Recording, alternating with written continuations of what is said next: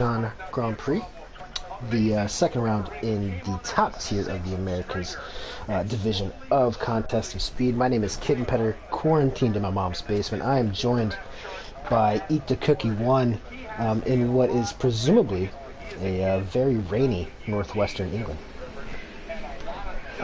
No, it's been pretty good up here, but yeah, good beer. Can't wait to get this race underway. It is the final race, as always, at Baku.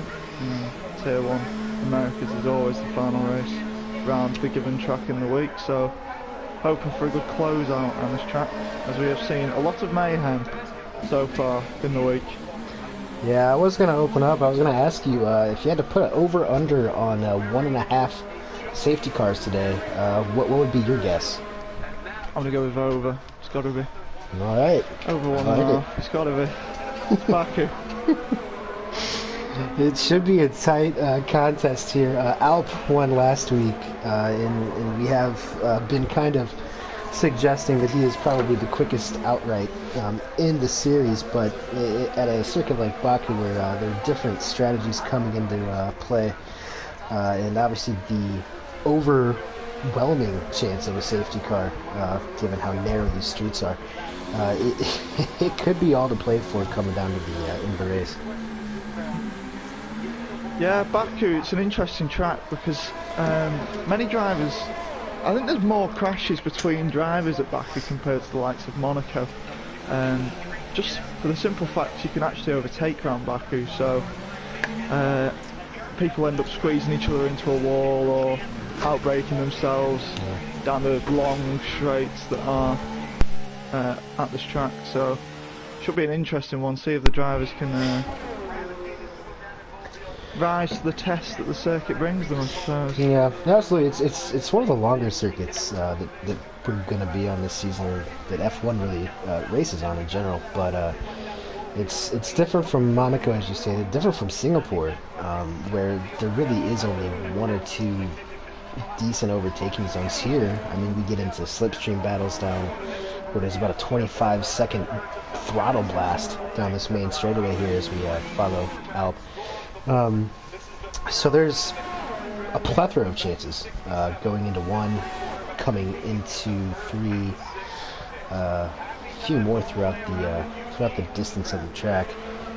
Quite a lot of places to pass, and that usually brings us to a bit of drama. Yeah, I think the main passing zones are of course turn 1. That is the longest straight, I think, on the F1 calendar. I'm not too sure about that, but yeah, you're definitely full throttle for a lot of Sector 3. So yeah, into the first turn is a favourite for the drivers to overtake each other, and going into turn 3, of course, at the end of the DRS straight there, that's where drivers will also be looking to pass. Sector 2 is unfortunately very train-like, not many places to pass, and it's very easy to get stuck behind drivers. You don't want to be stuck behind, so yeah, it'll be interesting to see what happens and who can navigate the field well as we get our first time of 1:39.3 from Arbart on the medium tyre. At 37.9, 37.8 by Nicholas. You might remember last week Nicholas and Fenrique got into a bit of a skirmish there towards the end of the race. We were lining up for a nice three-way battle between those two and the eventual winner, Alp. Unfortunately, there's a little bit of contact. Both of them wound up in the wall coming out of the Senna S's. A little bit of hard feelings, I think, on both ends, but hopefully we don't see anything like that today. Everybody loved everybody. We're in a pandemic, guys. Yeah, and as a result of that incident, Fenrique does have a qualifying ban tonight, so Fenrique will not be taking part in qualifying. If you do see him going around the track, it's because he has time to set an installation lap where he can basically just get his set up right for him for the race, and but other than that he shouldn't be setting a lap time tonight. In the meantime, Alp has just set a lightning banker lap. That's incredible. 1:36.6. Oh my. That is, I think people are going to be struggling to beat that. yeah, that is the fastest Turk alive out here. 36.6 Yeah. on a banker. Jeez. Alp has been, he has been showing great pace around this track all week. And, oh man, that is yeah, that's a second, 1.2 seconds ahead of Nicholas and P2. Nothing to scoff at. It'll be interesting to see if Alp can beat that time, to be honest. Yeah, I mean, I don't think I've ever seen a 36 around here before. At least, like, not live. So that's pretty impressive. I had to kind of rub my eyes after I saw that. I guess we'll follow along with everybody else here. I'm not sure. I think Mitch is on his flyer at the moment. I think everybody else is on an in-lap. It does say that Mitch has it on purple in Sector 1. Although it looks like he may have been... Oh, no. Nope. Took just enough of that curb in Sector 2. I got a yellow also in Sector 2. I think that's someone letting someone else by. As we follow old Mitch around the circuit in his beautiful Rocket Williams. Beautiful's a strong word. Personally, not a big fan owned by the of beautiful Claire Williams. Oh, okay.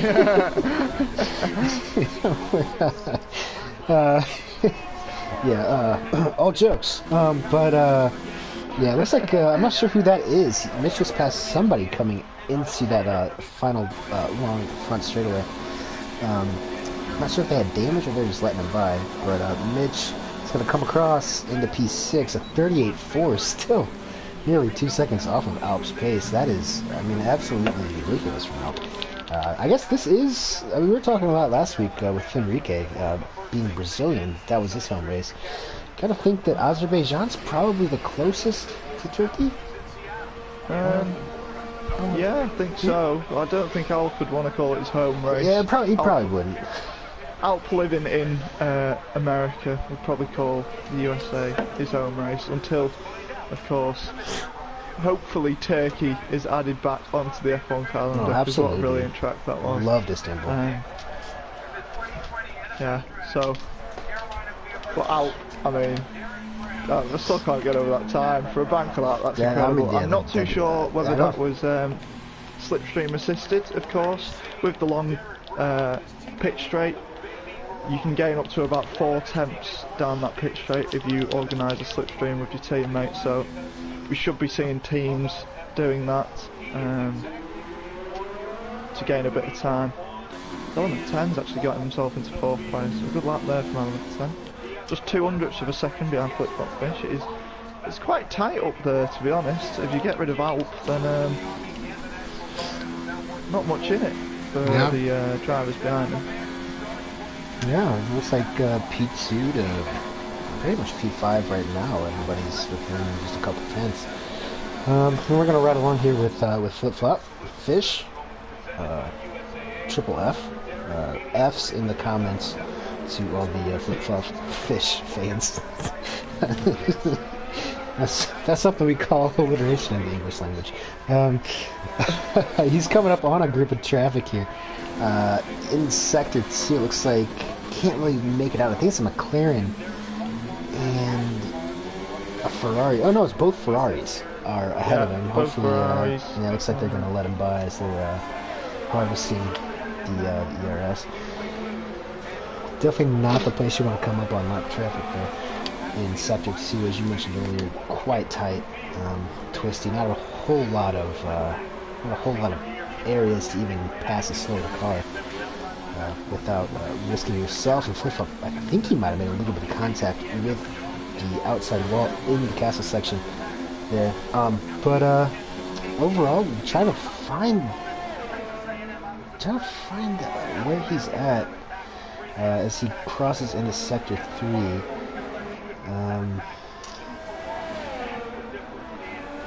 He's 3 tenths up on his previous time, which is good for him for now. Probably good enough to get him into P2.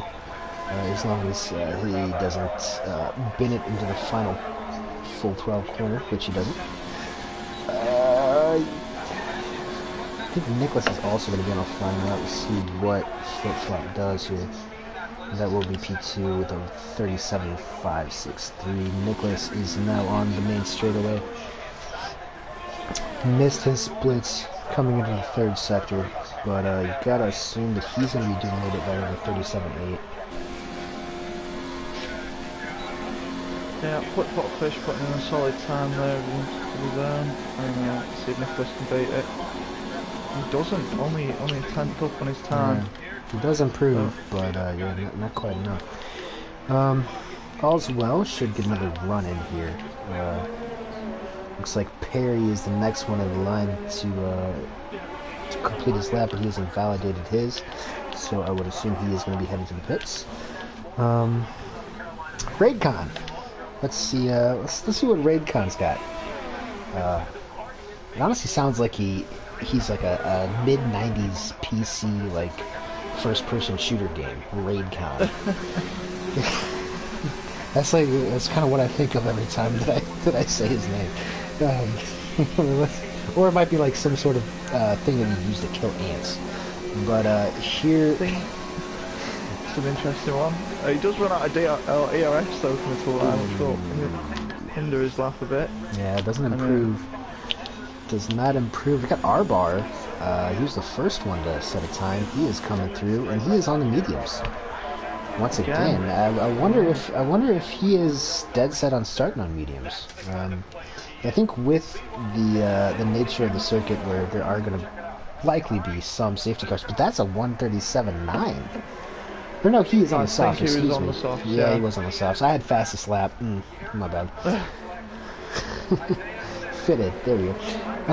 But it is interesting. If you qualify outside the top 10 here, I think that, you know, if you really want to play it safe, you could start on the hards or the mediums. But given the nature of the volatile nature of the circuit, with as many safety cars as we've predicted, over 1.5, place your bets down below. I think it's probably worth starting on the softs to see what kind of track position you can gain at first, and then just throw on the hards later on if you're dedicated to a one-stop. The thing is with this track, I'd fully expect the outside of the top 10 to start on the medium tyre, just because of how bad tyre wear is around this track. You only get about 3 or 4 laps out of the softs, and then they really start to drop off, and by the time the end of the race comes, the hard tyres on about 70 to 80% depending on where you're pitting, so it's very difficult for tyre wear around this track. So if you can start on the medium tyre, it's highly advised to, as you will have the better average pace through the whole of the race. So yeah, I think everyone outside the top 10 will be starting at least on the medium tyre, if not the hards. That's a fair point, but the biggest problem is if you start on those hards and get caught up in one of those early race, some of those early race shenanigans that are frequent around here, you might have just done your entire racing. You're gonna have to switch on the mediums at that point. You're on the 2-stop. Risk reward, gotta weigh that here in Baku. Yeah, sometimes you've got to take a risk to challenge the likes of, well, I mean, Alp at the moment. He's judging by this, his qualifying pace. He's looking to run away with it. I think the only thing that can stop him is a Phantom Lightning Strike at this junction in time. Definitely in qualifying, but it is Baku, so anything can happen in the race. Hopefully one of the drivers can stay within. I mean, all you need to do around this track is stay within DRS, and that's true. You get that much time on the straights with DRS that you can easily stick with a driver who is just that bit quicker than you. So it'll be interesting to see how Alp conducts himself in the first 2 laps, which are crucial for the leading car, as DRS will not be active at that point. Alright, well, for these guys, it looks like Flip-Flop Fish is going to be the first one to get a lap, as he's coming to the start of his final hot lap here. Number 13, a beautiful tribute to Pastor Maldonado, our sweet prince, and he is hopefully going to. I don't think anybody here is going to be able to touch a 36.6, but if he can get like a 37.2, I think he would comfortably be in that second or third place. Short run down to turn 1 here as well, it should be noted. Not a whole lot of action happens there. It usually happens into turn 2 and then turn 3. Another caution, doesn't... So yeah, somewhere in second turn 2 is a very dangerous corner for the opening lap, as it does tighten on exit, so if you're going in 3 wide, then you're not getting 3 out. It's, I mean, it's so inviting too, because especially when you're bunched up in a group like that on the start, you know, it's just so inviting, and then it tightens up so quickly, easy to lock up. It's can be a big time mess if you're not careful. I mean, for me anyway, if I wasn't starting on the front 4, I'd almost want to be starting at the back just to eliminate the chance of a crash that like a road driver just unfortunately missing a braking point. I mean, many things can happen with how tight the drivers are packed in on the grid. The flip-flop fish comes across the line. This is 137.4. Yeah, so he had a green, or had a purple sector too. Actually, I'm not sure if that was the glitch or not, but overall, I think it's in good position there. What we'll see here is there's a gigantic train back here. Looks like Element 10 can't improve on his time. The 2 Ferraris, R-Bar and Blank, are trying to slipstream each other. Yeah, indeed, and I mean, interestingly, Flip-Flop Fish is the only driver to get within a second of Alp's time. And let's not forget, that was Alp's Blanca lap. That was an incredible lap for Alp. I mean, like, I understand why he's going out now, but he really doesn't have to. No. That's an incredible lap. Unfortunately, you see me flying. He's down here with a 140. He is 3.5 seconds nearly off the pace of the top of the board. Guess he's had some issues in his first couple runs, but there he is. Hopefully he can put in something a little bit more competitive. Perry and Wingit have both crossed the finish line. Alp has also called it quits. Looks like Wingit is in 9th, Perry's in 10th for the time being, but everyone else, save for maybe Useless, they are on flyers right now. Raycon has an invalidated lap. Interesting one to watch here is Bean Sandwich. His time at the moment is a medium time, and we do know he has good pace with a debut podium finish. He got P3 last week in Brazil, and only down there in P13 at the moment, so it'll be interesting to see if he can get himself out there and up on the front row of the grid maybe. Yeah, quite the consistent drive last week from Bean Sandwich. We didn't really know what to expect from him aside from a grade A quality name, but here he is, you know, sitting 3rd in the championship at the moment, and hopefully he can improve on that P15 right now. 1, 2, 4. Swarner is retired. Ooh, there we go. Up into P4, Bean Sandwich. Yeah, good job from Bean to salvage this session, as everybody has finished at the moment. Looks like just a couple of guys are going to be running around finishing out their their in-laps. Yeah, so the qualifying order will be on front row of the grid is Alp with his incredible 136.6, the only time in the 136 in the session. Flip-Flop Fish is next to him with a 137.4. Behind him is Nicholas on the 2nd row of the grid alongside Bean Sandwich. P5 is, if the game loads, R-Bar.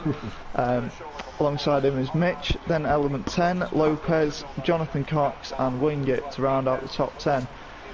Outside the top 10 and with a free choice of tyre is Perry, then Juventus, Swarner, DK, Useless as a Cat, Raidcon, Blank, You See Me Flying, and then of course Fenrique, who did have a qualifying ban for this event. So looking forward to see, especially how Fenrique does to get through the field, how quickly he'll be able to pounce on drivers around him. Yeah, it is worth noting, I guess now, especially Fenrique did stall on the line last week at Interlagos, and he nearly came back to get himself a win at his home track. But situation a little different this week, but he will have to fight through the field once again, which it appears he is quite good at getting those elbows out. Yeah, so predictions in the chat and you, Kitten, what do you think? Top three?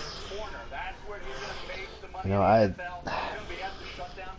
gonna have to say Alp, okay, for in P1. Safe choice. Not reinventing the wheel here, but after that, I'm gonna say Nicholas. I think he had a really good run last week, and for P3, let's go with Lopez. Lopez down there in P8. He was up there last week. Unfortunately, couldn't hold on to his podium position that he was running in for quite a while in the race. After the start, he had a great start for himself. But I think my prediction is going to have to be the front two as they are, and then you've got to go with around this track. You've got to go with someone outside the top 10 for the simple fact that they have mediums to start on. If they've chose it, wow, okay, that's interesting. But Perry will be my third place pick. Interestingly, yeah, from 12th to 15th, I've all started on the soft tyre. So yeah, I gotta think those guys are either going for a two-stop or they're really just banking hardcore on having a safety car in the first couple of laps. Yeah, the safety car, I mean, it is common around this track, it has to be said, and it'll be interesting to see what they do if a safety car comes out early. Will they stay out? I mean, I can't see them doing that. Or will they, I mean, the medium to medium two-stop from this point is possible and probably the quicker strategy, so it'll be interesting to see what happens, and if indeed we do get a safety car or the drivers will stay clean. Yeah. Obviously a very short run up into Turn 1 here on the streets of Baku. Not sure if anybody's going to be able to usurp Alp, but if they do, I would expect it to come from the inside. If anybody's going to do it, I think it would have to be Nicholas.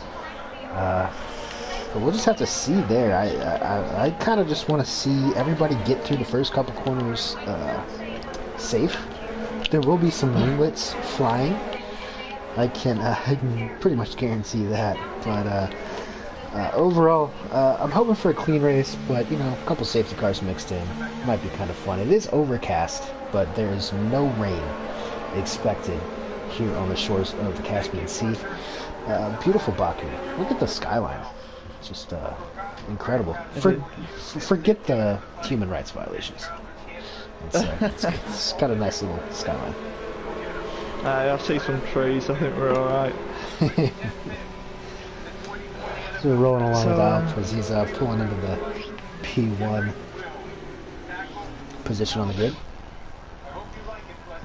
He is indeed, an Alp notorious for poor starts, so it'll be interesting to see how he does today. But as the drivers do take the positions, I'll hand over to you to get the race started. Yeah, it's tense. Well, folks, here we go. Salam Baku. We have any lights. Codemasters, any lights. There we go. 1 light, 2 lights, 3 lights, 4 and 5. We are off and going from Baku, Azerbaijan. Alp looks to get a solid start, but he does not get the traction down. Flip-flop fish. He's going to push him out wide. Nicholas darts to the inside, and looks like Alp is going to lose at least 2 positions here in these opening couple of corners. Kind of looking back in the pack. It looks like everybody got. And that is beautiful. Yeah, that is probably the cleanest start I have ever seen here. That's great driving from everyone in the tier. That's good to see. Oh man! And I still close think we're clean. quarters. Close I don't quarters. think I've seen a winglet yet. That's incredible. That is true. I mean, these guys are pretty much going double file through here, and that is. I might have to pinch myself after that. But it looks like Flip Flop and Nicholas are actually getting a bit of a gap there on out. Looks like about 2 or 3 car length advantage for them. Bean Sandwich is all over the back, as we do have a incident here in Sector 2. I'm not sure who or what it's from, but oh my goodness, it is getting racy back here through the castle section. I think Lopez and Jonathan were very close to each other in the castle section. We do have wing damage back there. Jonathan Cox with the wing damage. Juventus hitting the wall, losing all of his front wing. We've got heavy amount of wing damage on that Williams. Oh, don't try to make the corner. Oh man. Racing point. And there's a VSC out for the that's that entire front wing. all the end plates on the track. So well, we almost did it.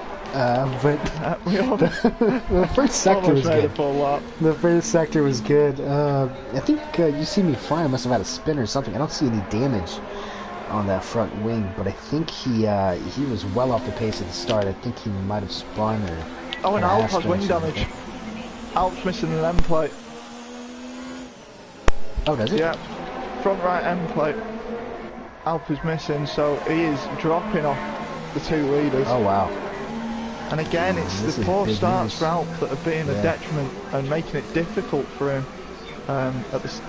in these races. So Juventus and Jonathan Cox do pit to change their front wing and go on the medium. So I think both of them started on the soft tyre, so I think it'll be medium till the end here, barring any safety car, of course. Yeah, I do want to kind of go through the field here and take kind of inventory on the status of everyone's wing. So far so good, I think. I guess if you were going to pit it, you probably should have done it under the VSC, which is now over. But yeah, I think everybody that's out here now, sans Alp, is clean. Yeah, of course, biggest winners and losers off the grid. You have obviously the two guys who did get wing damage. Juventus down 6 positions and Jonathan Cox down 10. Fenrique's had an accident. He's dropping through the field and he's not got a front wing. So Fenrique was up 6 positions, but seems to have hit something and now has no front wing at all. Yeah, something or someone. His way back to the pits. Really looking here, looks like Alp isn't even going to try to defend from Bean Sandwich, as Mitch sets the fastest lap. And Bean Sandwich should be able to get this one done with R-Bar coming in behind him. Side by side, they're going into turn 2. It's awkward for Alp because he's going to try and stay out because of what tyre he's on and the restrictions that starting on the softs gives you. But he's looking again to go around the outside of Bean. Still side by side. Alp looking up the inside maybe. No, Bean closing the door well. He lost him. Compromising out, and now R-Bar. No, unfortunately for him, not got enough traction out of the corner, and Alp is struggling without his front wing, or the full front wing anyway. Yeah, some of these curbs are a little too high to be able to get good traction out of. I think Alp is he's trying to shortcut it as much as possible with the understeer he's probably facing. But unfortunately, I think it's only a matter of time until he falls behind the R-Bar. And honestly, Element, Mitch, Lopez are all kind of gaining as well. So, well, maybe he won't win today. But jury's still out on that. We've got 22 laps left. Definitely don't forget about him, because, I mean, he's still on the same strategy as everyone ahead. He's only, 2 or 3 seconds behind the leader, even with front wing damage. So, yeah, Alp is definitely one to watch out for. As Useless and Swan are going at each other, and I think Useless getting the job done at the last corner, which is an interesting one. And there's an accident in, and Fenrique's lost his front wing again in only what I can presume is the castle section. Fenrique clearly struggling at that part of the track, unfortunately for him. Yeah, that is a tough. It's a tough start to the race. I don't think there's any recovering from two losses of the front wing. But you know, safety cars could come into play later on. Could get at least an opportunity at points. Lopez looks like he's dropped a lot, so that's another one of my predictions. Useless and Perry are side by side. It's 3 wide going into turn 4. Jeez. That was very interesting. We're still side by side. Perry and Useless going at each other, and Useless getting the job done. Useless has been driving a great race so far. Yeah, he had a really on the softs. Seems to have done dividends for him. Yeah, he had a really quiet P4 last week as well, on debut in this tier, and looks like he's acclimatizing quite well for himself. The qualifying hasn't quite been there yet, but the race pace certainly has been strong. Do the first race in 4 laps. Yeah, he has got quite a gap to catch up to the next train, which is almost the lead train, as Element 10's had a poor exit from the last turn, which has allowed Mitch to maybe look for a move into turn 1, or maybe even before the he's a sitting duck corner. Right now. We got a good old-fashioned drag race. It looks like Alp is heading to the pits. Along with Nicholas. Nicholas the first of the non-wing damage drivers at the front of the grid to pit. Alp did get passed by Arbar on track, so with his 5 seconds of that wing change, he will be. And Nicholas going for the 2-stop. Yeah, it looks very interesting strategy. Yeah, I was gonna flip over to him to see what he was thinking. Pitting that early with no damage, you gotta think, that would be soft, medium. The green helmet on the pink livery kind of clashes, but you know, beggars can't be choosers. So, be yourself. Going back to the top, Flip Flop now has nearly 3 seconds on Bean Sandwich in P2, Arbar in P3. Mitch up to P4, but he does have quite a ways before he can catch the back of Arbar. Looks like 2.5 seconds as they go through the castle section. A crucial point in this race for Nicholas is whether he will undercut Flip Flop Fish enough to get out of ahead of him. I know those soft tyres will be coming to the end of the life, as we have seen drivers pit already, so with that medium tyre it'll be interesting if Nicholas can get out ahead, gain a bit of a lead on Flip Flop Fish, then I mean he's in a good seat to win the race. He is. As well as Perry. Perry is on the medium tyre in P7. Fenrique has DNF'd. Yeah, in the pit lane. Unfortunate for him. Just struggling within the castle section, the tightest corner on the calendar, as we see the front runners pitting. It's something like 6 meters. Yeah, it's something ridiculous. Not really enough room for a car and a half through there. Arbar is on the hards, as is Elements. Alp took the hards earlier. Swerner is taking hards as well, so we do have a difference in strategy here amongst some of the higher placed drivers. And Nicholas has had a terrible outlap, maybe getting caught up in traffic, but he's been jumped by Arbar. Maybe Nicholas was pitting a bit too early for the medium tyre, and maybe getting stuck in traffic, like I said. But very interesting to see. I thought he'd be battling with Flip Flop Fish to maybe take the net lead of the Grand Prix, but instead he's almost got 5 seconds behind there. Yeah, Flip Flop, honestly, Flip Flop looks like he's the early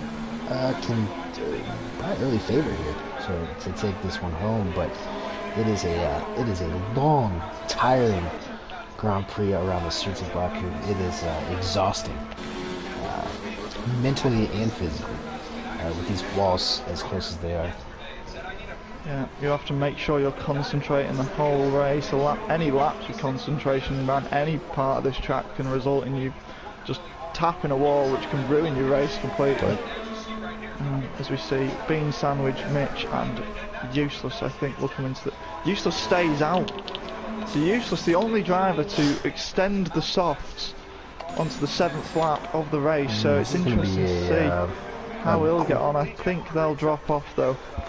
I wonder if him and Lopez have been cooking up some weird strategies this week. I know Lopez is kind of the king of doing the opposite or reverse strategies from everyone else. I wonder if Useless thinks he can take these 7 or 8 laps when we throw on the mediums, conserve and get himself in a nice spot. Or maybe he's just trying a grandiose overcut. I'm not sure. But we gotta think those things are getting a little slippery at this point. What is good to know is look at how these medium runners who started the race on the mediums are really affecting the race of all the people who picked for the hards. The massive train from P3 all the way down to about P11 in Alp. That's incredible. Yeah, I flipped on the position change, and it's Useless is up 14, Perry's up 9, and Blank is up 14 as well. And that is the top 3 at the moment. Some pretty ridiculous. Oh! As we're on board here. Oh my god. Oh no. That is Flip-Flop Fish. Curse of the commentator and Blank. We were riding on board with Blank. I'm not entirely sure what happened there. Safety car. Safety car, and Useless is in a great... Yeah, he Useless is. has played this to a T. That's great from Useless. That is, yeah, that is an absolute incredible position to be in. I kind of want to see what happened right there. We were right along with Blank, and it looks like I think Flip-Flop probably went for the inside on that triple left-hander in Sector 2, and I think that Blank just wasn't expecting it. Not a traditional place to attempt an overtake. And unfortunately, I believe that has pretty much taken both of them out of this race.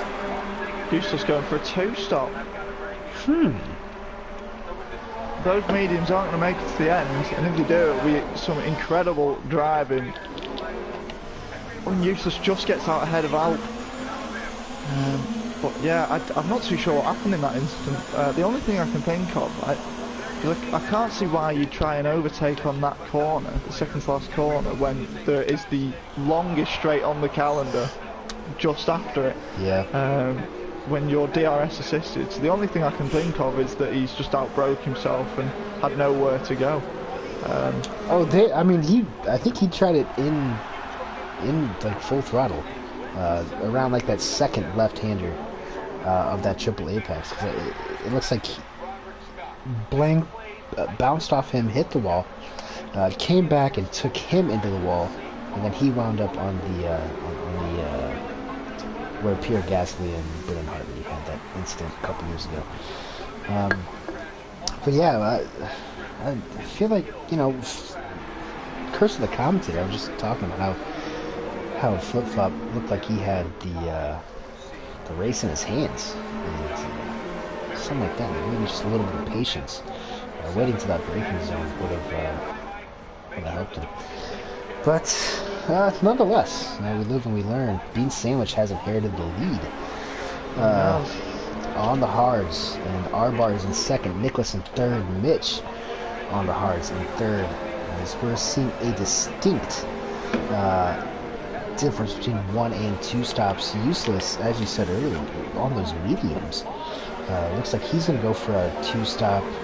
He might be banking on another safety car later on. I'm not sure if he's going to catch one at the perfect timing like he just did. Oh well, we are at the safety car count is at 1. And I think we're going to take another lap around here. Beautiful city of Baku. Mercedes have used me flying still yet to catch up to the back of the pack, so we will do another lap of the safety car, and hopefully it will be in next lap so we can resume the racing that has been the great racing that has been happening so far. No, apart from a couple of unlucky souls, Enrique, especially, I think you, Venice, and I think Jonathan Cox as well. The first couple laps, they were quite clean, surprisingly clean for a circuit of this nature. But Baku will bite you. Yeah, it's very unforgiving track. Just gotta give it time. Baku will bite you. That should be a slogan for the track. Baku will bite you. It should be well done, Baku. Yes, it should be a new slogan alert. Maybe they can use it for the Expo in 2025, which is also advertised around the streets of Baku. The World Expo. Coming to Baku 2025. Get your tickets now. But if there is a 2025, Cookie, if you got have you been reading any of the Twitch comments? It looks like the comments are popping off. I think we have like 37 so far. Support for Team Dingit, reactions to the crash, and then I'll bring this up. Blank has gifted a tier 1 sub to Downfall, so thank you for that, Blank, and cheered 50 bits, so thanks, Blank, for that. You've got more money than sense, to be honest.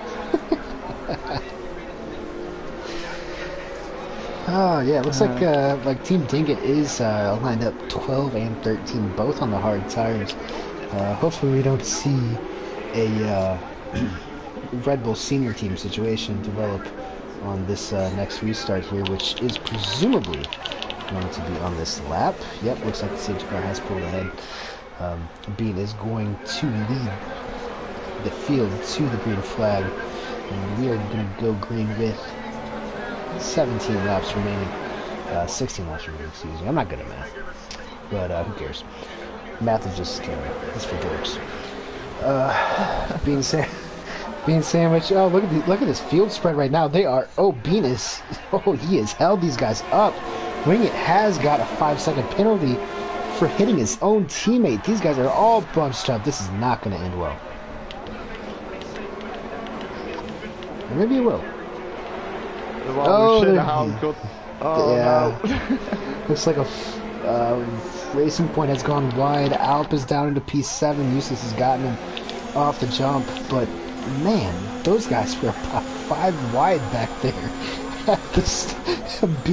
Bean waited until the last second to put throttle on the main straightaway. Those guys are fanned out like it was the Indy 500. It was insane.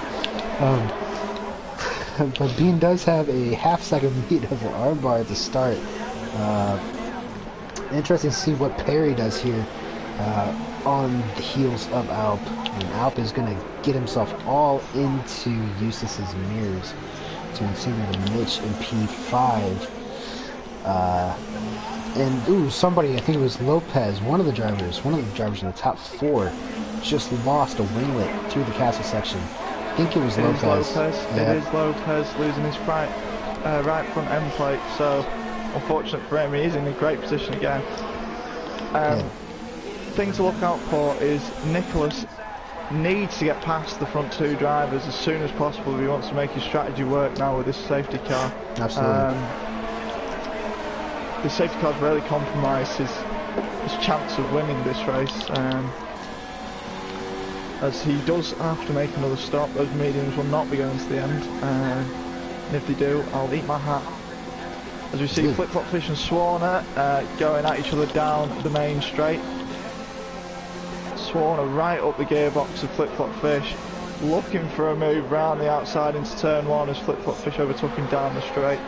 Unfortunately not being able to. Flip Flop Fish of course is on the medium tyre and the quicker tyre, so easy work for him down the straight.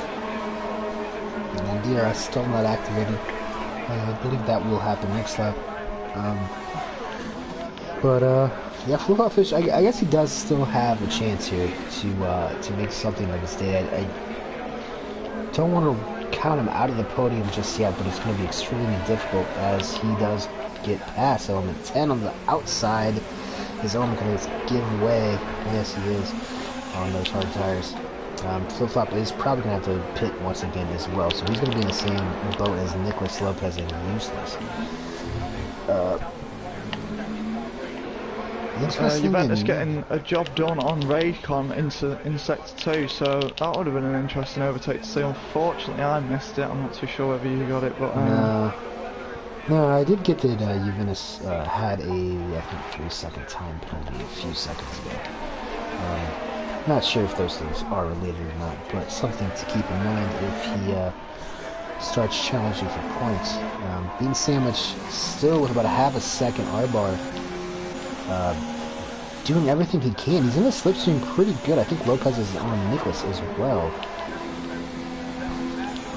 But there's R-bar. He is going to pass, but I think Bean Sandwich will have DRS. That race control DRS is enabled starting in about 3 seconds. As these guys are going to continue to go side by side. A 2x3 going into turn 1. Jeez Louise. 3 battles going on there. Arbar getting past Bean Sandwich, Nicholas defending Lopez, and Useless getting past Mitch. That's incredible stuff. There's Bean. He's going to pull out into... Whoa, boy, a little bit of wheel banging there, and Bean's going to get it done with the help of the DRS in turn 3. But goodness gracious. Nicholas, this is a lifeline for him. He was starting to fall back on those mediums. To these two hard runners just a little while ago, but a little bit of side-by-side action has brought him back into the mix. You can say the same thing with Lopez and Useless and pretty much everyone else in the top, I don't know, 8, 9? Yeah, the top 9 are all within about 3 seconds of each other right now. It's absolutely pandemonium on the grid. In that train of cars is Alp, the pole sitter for the race, and I think he'll be getting frustrated. He's not been able to pass anyone so far since the safety car restart, and he knows the time's ticking till the end of the race. Sorry, so he'll be looking to wanting to make positions up. I think in the back of the mind though, he will know that he is a net P4 so far on the grid, so maybe just waiting for the medium tyres. The cars on the medium tyres to pit. As Arbar looking to go around the outside into turn 1 on Bean Sandwich. These two having a great battle. Very respectful driving from both of them. That is a tremendous overtake around the outside forward. Arbar just swooping past, but can Bean Sandwich get past him? No, I think Bean's saving the RS, doing the smart thing. So great driving there from Bean. Yeah, Bean did have a pretty full bar of DRS on his steering wheel, about a lap and a half ago, and R-Bar has been using it quite aggressively as we've gone on today. So Mitch is just starting to fall off the back of the top 5 and really holding up the likes of Alp, Flip-Flop Fish and Perry. 3 of the drivers that at one point in the race were probably favourites to win, so Mitch holding up a good quality gaggle of cars here. We do know Mitch is a quality driver himself and a great defender, so yeah, absolutely. Shout out to Mark Webber, who is hopefully seeing this and might sign Mitch to his I don't know, whatever Mark Webber does now. Yeah, Mitch is not going to let Alp by without a fight, and it looks like he's going to hang on to DRS. He is 9/10 back of Useless in P5, so this is not going to be easy for Alp to get back up there. No, it's not. Mitch is definitely going to make this difficult for Alp. Mitch loves getting in the way of Alp. He does it on the regular, it seems. He's Useless on his own teammate. I think that was a multi-21 there from the Alfa Romeo drivers. Obviously, the both of them thinking that Useless has that bit more pace on the softer, or well, the younger compounder tyre. And Flip-Flop has got past Alp. Alp really struggling for pace as the side-by-side going down the DRS straight. Into turn 3, Alp maybe just sleeping, and yeah, Flip-Flop gets the job done as the... That was definitely An aggressive move there in which Nicholas has front wing damage. Nicholas hit the wall no. at turn 3 and now is going really slow through sector 2, causing That's a lot of damage. Yes. Oh man. Nicholas not getting out of the way, holding on to his position as best he can. The driver's behind him. There's really nowhere to off this track. There's really no. Oh no! It looks like the flip flop just hit Mitch. Not sure if there's any damage there, but yeah, a humongous log jam right here. Yeah, Nicholas. There's really nowhere to let people get by through sector 2. But he's not doing anyone any favors. Yeah, flip-flop fish just obviously they're misjudging his braking point on Mitch and almost sending him round, and there's a VSC, I don't know what for. Onto the field here. Raidcon has hit the wall at castle section, has lost a whole front wing in the castle section, so they'll be clearing that off the track. If you're one of these medium runners, would you pit right now?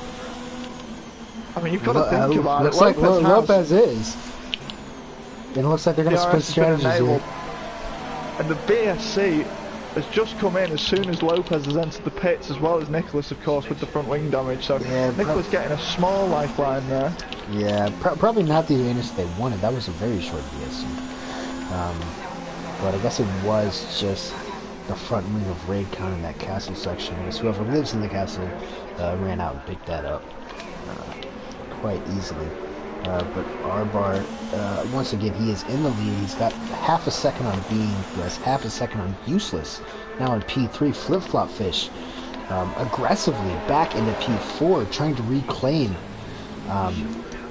what looked like was his race from the get-go. But he is 5.5 seconds off of P3. Perry in P5, Mitch P6, out P7, Element 8th, Splinter 9th, and Venice in 10. Shout out to Torino. Hopefully everybody's doing all right out there. Yeah, Mitch is clearly struggling to keep pace with the medium tyre runners. As Perry and Flip-Flop Fish getting past him into turn 3 and turn 4. Alp, interestingly, still P7. However, Flip-Flop Fish and Useless are yet still having to make a pit stop. And Nicholas, with that front wing damage, has allowed a 5-second gap to the front 3. So, a bit of breathing space between R-Bar, Bean Sandwich and Useless. And I think the battle to the end now, you've got to be looking at Bean Sandwich and R-Bar. However, Bean Sandwich got other issues in a cat, not being able to make the move up the inside, but Bean on a compromised run out on the exit of turn 1, and Useless looking for a move up the inside of turn 2, but we'll get DRS down the back straight. Yeah, you've got to think that Useless has to get this done quickly if he's going to get it done on these mediums. Without like another 3-lap safety car, I don't think it's going to be possible to take these mediums all the way to the end. But I've seen crazier things in my life, like everybody getting through turn 1 and 2 clean at Brock about 15 minutes ago. Bean Sandwich still closing in here on R-Bar. He is saving a lot of ERS in comparison. He's doing the smart thing, is Bean Sandwich, knowing that Useless has surely got to pit behind him, you'd like to think, and just saving ERS, defending with it, as we see Nicholas and Lopez have got past You See Me Flying. You See Me Flying struggling for traction there, sorry, for coming out of the chicane. Lopez obviously having made the pit stop under VSC, trying to make his way through the field as quick as possible and get some good points from this race. One to look out for as well is Element 10. Alp really struggling. He's been dropped out of DRS from Mitch, and it's incredible to see that. I wonder if Alp's got front wing damage. He's really dropping off the back. I almost wonder if perhaps he had like a very aggressive qualifying setup to get that 36. Because I don't see any front wing damage. I wonder if there's just a problem with him being able to maintain the tires on that Red Bull. Saying that, those hards are the oldest on the track for the hard tyre, and any tyre actually, but you'd expect him to still have the pace. I mean, and Mitch looking for a move on Perry, not getting the work done. Perry defends well, so Mitch is definitely keeping pace with Perry, and this is maybe allowed Alp to get back into DRS of what he so desperately needs at this point in time. Really struggling for pace. Element 10 catching. Yeah, absolutely. I mean, he needs Perry or he needs Mitch to be able to catch Perry here. Maybe create a little bit of disruption for those two running their races, and then Alp can get a big old slipstream down the front straight. Oh, Alp runs really wide in the castle section. Looks like he has gained a little bit of time on Element there, but back to the front, looks like everybody is stabilized here. In a line, all within DRS zone, about half a second to Bean, and then less than a second to Useless. I think he's still going to be able to hang on to DRS, but I think Useless is going to have to pit in the next couple laps. Yeah, Useless I think is struggling now on that medium compound tyre. He's dropped out of DRS. Flip-flop fish on the same strategy as Useless. He is in the pits. He is going to throw in another set of mediums, I would assume. Yeah, Useless. Yep, there it is. Useless definitely struggling. And interestingly, Bean was really he was thinking about it down the pit straight there, and he had his ERS into high mode and just backed off it. Decided to save ERS again, and he's now. I mean, he found himself much closer. Flag in There's been an incident, and it's flip-flop fish as he's come out of the pits, and looks like Jonathan Cox is retired. Yeah, that's in the pit lane. Clearly given up on his race, but I think flip-flop fish, he's come out in P11 to P13 and has just come out at a very interesting time, as I think Nicholas and DK might have been side by side going into turn 2, so could have been 3 wide for a second there. I'm not too sure. Didn't see it myself. I'm just guessing on that front. I saw those guys spun around in turn 1. I think that was before. Flip flop when it came out of the pits, but I'm not sure. It might have been entirely different, or it could have been all connected. But I think what's interesting is I think Bean, and this is a circuit where you can stay in the mirrors of the car in front of you. You can apply pressure. We've talked about how precise you have to be throughout the entire race and how long of a race it is, mentally and physically tiring on a driver. And you know, as long as Bean's right there in DRS zone, saving his ERS, I think R-Bar, he's got a lot to think about. He could have his mind in a different place, could run wide at some point, and boom, Bean Sandwich is there to pick up the spoils.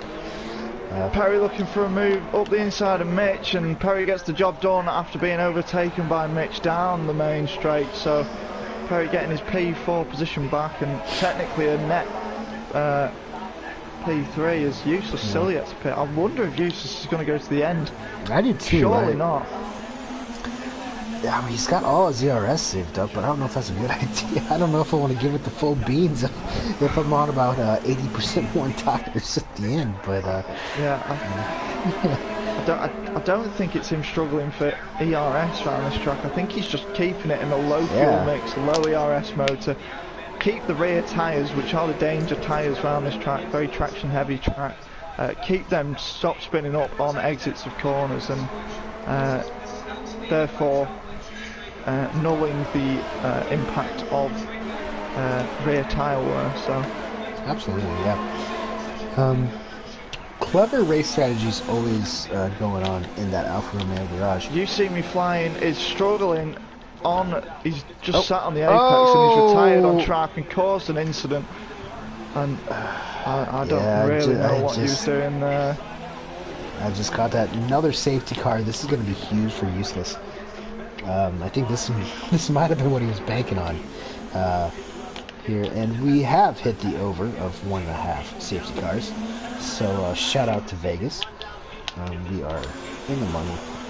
Useless in behind Bean and R-Bar. And it looks like everybody, Juventus is up into P4 now. Where did he come from?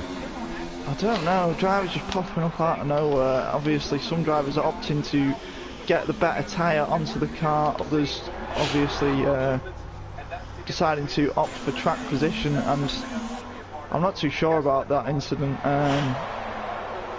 I think he just lost it in the castle and there's really nowhere to... You see me flying, obviously lost it going into the turn, but then just seems to keep his car there. I'm not too sure what was going on, but it has brought out a safety car, and this has allowed his teammate to potentially... he's retired as well, so... the Mercedes not going to be scoring any points today. Flip-Flop Fish, of course, was in such a great position, but unfortunately for him, it's not going to happen. Many drivers this is going to affect. Obviously, Useless might be able to pit if he wants to, and it would be a great idea actually looking at the gap between him and Juventus. Yeah. So if Useless pits now, he will come out into... I think all these front three will pit. I think they have to. They've got to. Juventus has found himself in P4 on the hards. Whether he'll pit, I'm not too sure. I mean, it's going to be interesting to see what happens. Every driver behind Mitch, apart from Nicholas and DK, has hit for fresher tyres, mostly softs, but some medium tyres there, and all the front three have definitely pitched. This levels up the playing field, and let's see if we have anyone jump anyone in the pits.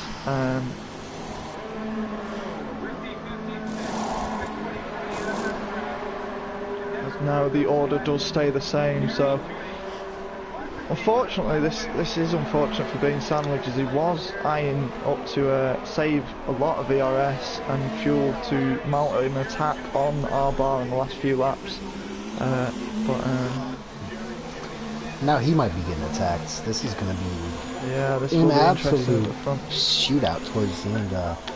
Flashbacks of Interlagos last year in real life. Late safety car. Pretty much everybody's in it now. Lopez on those mediums 6 laps in. I think he'll be able to probably pip Juventus in P4. Mitch on the softs. I think a lot of things are about to happen. Yeah, I think key points to take note of is how Juventus will hold off the drivers behind him, of course, all on the much fresher rubber and the softer rubber.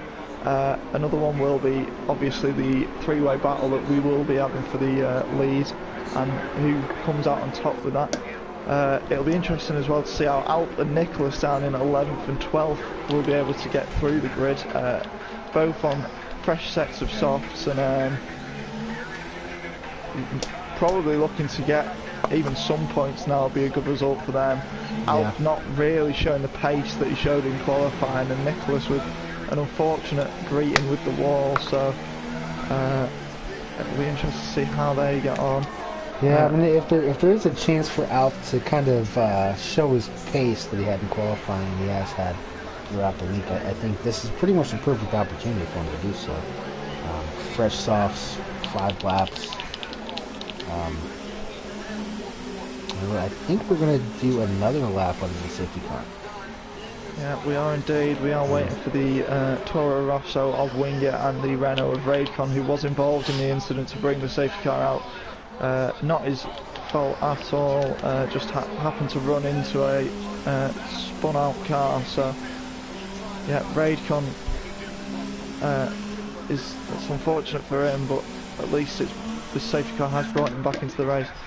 Another thing to take note of is how Mitch will do at getting past the drivers ahead of him on the harder compound of tyre and the older compound of tyre. Will he get past them straight away, or will it take him a couple laps and hinder his opportunity of maybe fighting for a podium position? So will be a very interesting restart indeed. Just everything to play for. These late safety car restarts late on in the race, such as this one, can really bring out mayhem in the race. I mean, just yesterday, Alp himself was caught up in an incident from a safety car restart at about this point in the race, so caused a big crash, and many drivers at the back got up into good points positions from it. So should be interesting to see how this plays out. Yeah, we might want to revise our predictions.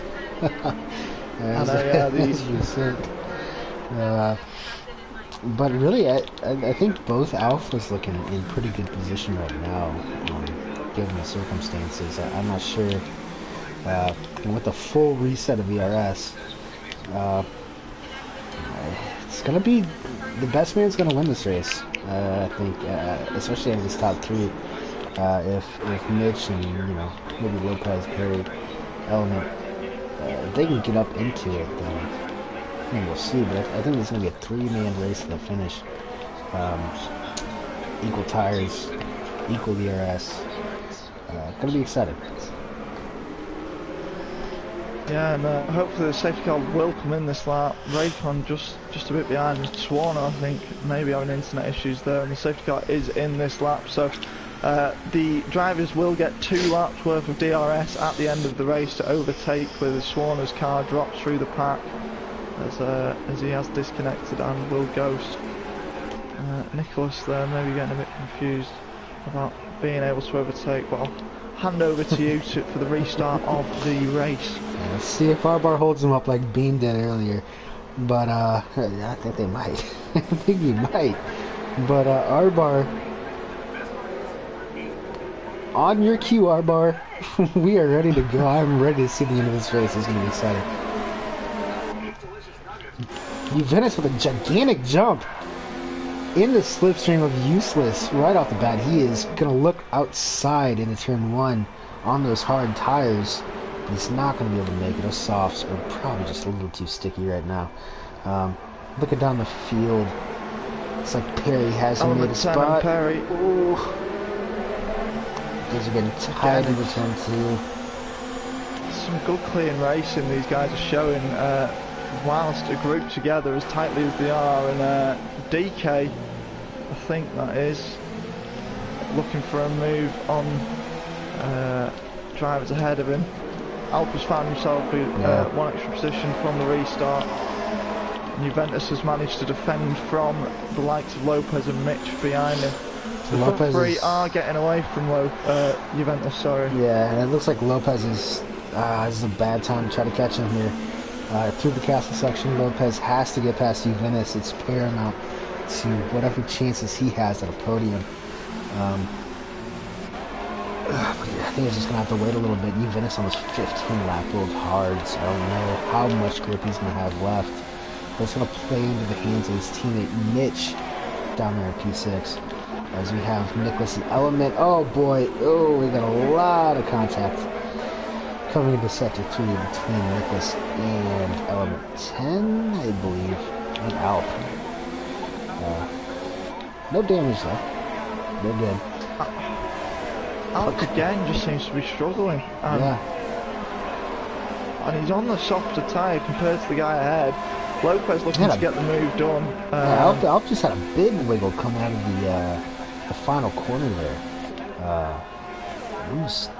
Almost lost it into the outside of the wall. Juventus squeezing Lopez at turn 1, which has allowed Mitch to go for a move on Lopez, but Mitch not being able to get the job done. Possibly Mitch's biggest problem as a driver, I'm sure he'll agree with me, is the fact that he maybe doesn't get his elbows out as much as he should. He is too nice of a driver sometimes, which is better, but going for a switchback on Lopez here into turn 4, allowing the door to be open for Perry, and this is Juventus just causing a colossal train, but holding on to his position well. Juventus is doing very well under the amount of pressure he's in. Look at Alp, he might be in for a shot for a top 5 as he makes a move on Perry the dog, and Nicholas is also going to get past Perry. I think. Oh no! Go Side too by wide through side here. into Oh god! You can I see mean, that coming from a mile away. That was just stupidity from both of them. So, but I think what happened there is there's multi-21 happened at Red Bull, and then it's allowed Nicholas to maybe dive up the inside, and they've just gone side by side in a section of track where I think it might actually be impossible to do so. Checking on our physics expert at the SkyPad, and he says it is in fact impossible to go too wide through there. We do have a yellow, I think. Oh, DK, DK's spun on the 18 lap old hards, and DRS has been enabled. Perry has retired. Perry's retired. Oh, it looks like he must have had some, I think he had front wing damage, and I think he understeered right into the wall, ripped off Very easy to do. Lopez looking to get the move done on Juventus, and finally Juventus has backed out of that position and lost 3 positions in 2 corners. Looking at the battle for the lead though, Bean Sandwich is struggling to stick with Arbar. He was almost out of DRS range, and Arbar pushing to get out of it. Useless not having the pace on these soft tyres to challenge these guys, as Element 10 and Wingett are side by side going into turn 2. Element 10 I think getting the job done there. Gotta think that's day done for everyone outside of the top 3 if they're hoping to reach a podium. It's 6 seconds thanks to Juventus's driving. Well, he come across as big. He did what he could on those hard times, but Alp back into P6. These are the kind of drives that make champions, you know.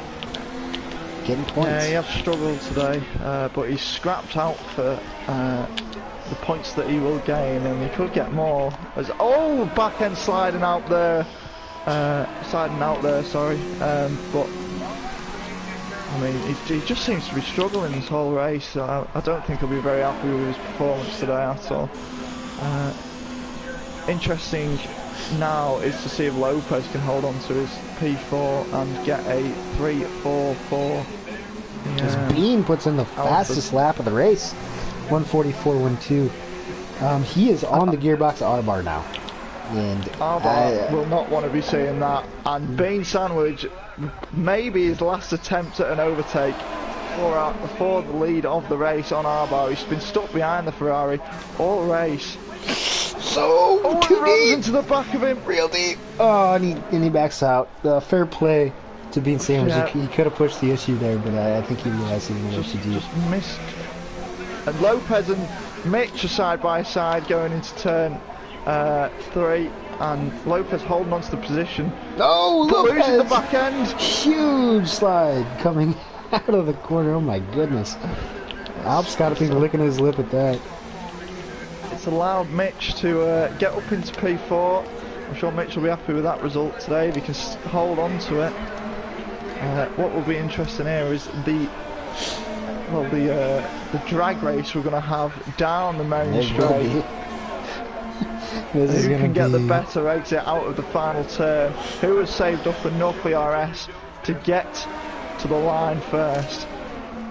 As we start down the main straight and looking at it first, I think Arbar getting the better exit, therefore the better acceleration out of the corner, and I think Arbar might take it.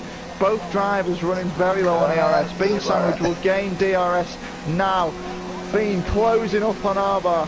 3 tenths, 2.5 tenths, and it's not enough. So close. Let's go down the field. I think Mitch is going to be comfortably in P4. Oh, it's 400ths of a second between the two of them. Swarner getting up into P12 down the line as well. DK down in P13.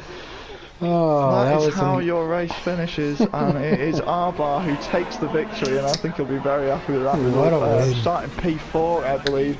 It's a great race from Arbar there. Bean Sandwich was with him all the way with his second podium of the season in P2 and improves by 1 position from last week.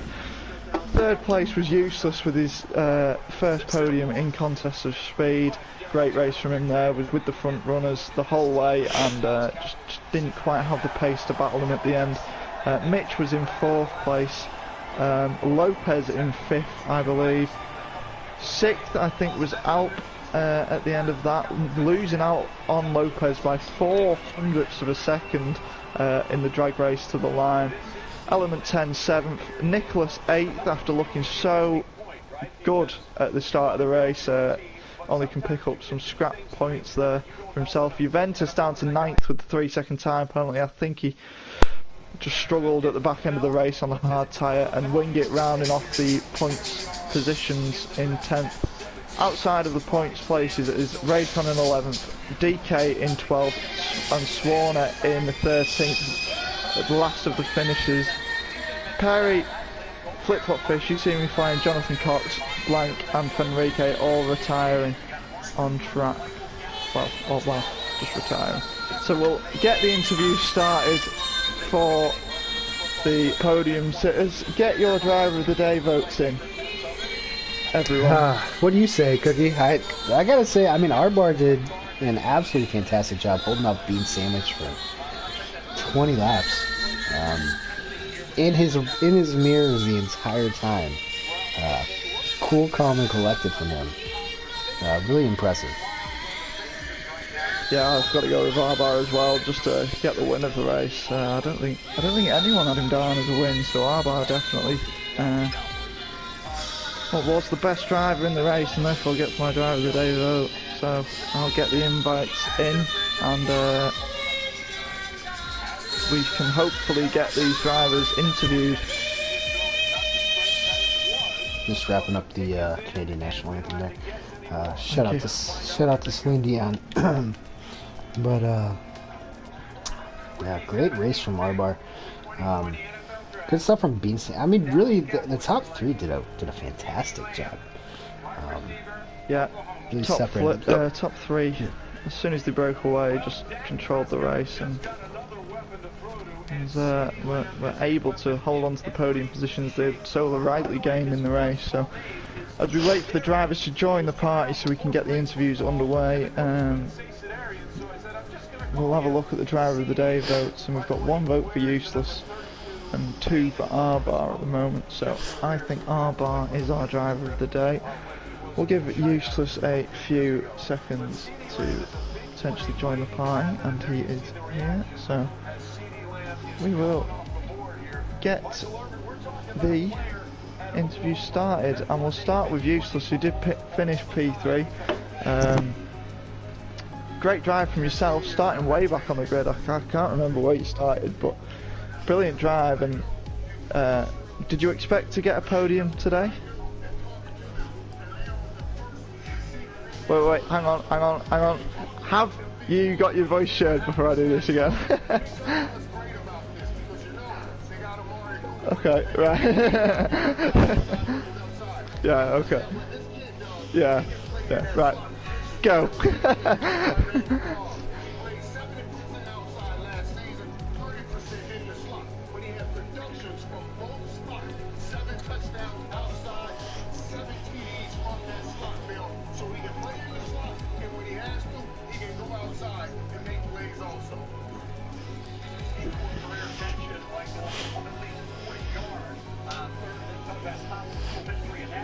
I do have a question for you, Useless. You did throw on the mediums during that first safety car. Was that scripted from you two, just split strategies, or did you ever think about throwing on hards, maybe trying to ride it out to the end?